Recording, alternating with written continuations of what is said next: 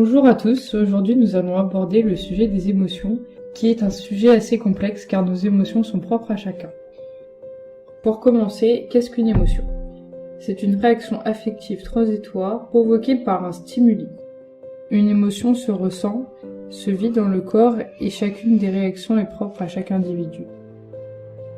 La perception des émotions se fait également avec les 5 sens, l'odorat, la vue, le toucher, l'ouïe et le goût. Les émotions ne sont ni positives ni négatives.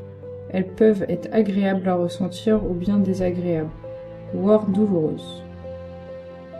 L'émotion la plus importante est la joie, qui est liée à la satisfaction d'un désir. Le bien-être accroît notre énergie, notre motivation et la confiance en soi. La joie est la seule émotion que notre cerveau veut reproduire, car elle nous procure de la satisfaction. Quand nous sourions, nous produisons de la sérotonine et de la dopamine, qui sont les hormones du bonheur.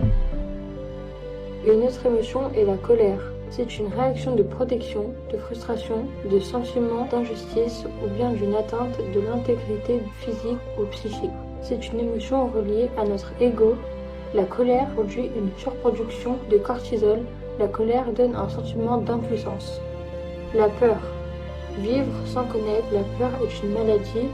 C'est une émotion d'anticipation. Elle informe d'un danger ou d'une menace, nous prépare à fuir ou réagir.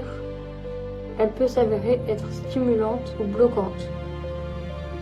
La tristesse est l'émotion la plus désagréable que nous pouvons connaître.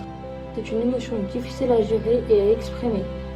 Cela nous permet de s'attirer la sympathie ou l'empathie d'autrui et nous protège de l'agressivité des autres. Le dégoût est une émotion qui nous montre un rejet, plus de goût pour quelque chose. Le partage des émotions, c'est en parler à notre entourage en général. Ce sont deux personnes, une qui partage ses émotions et l'autre qui écoute et reçoit les émotions de l'autre.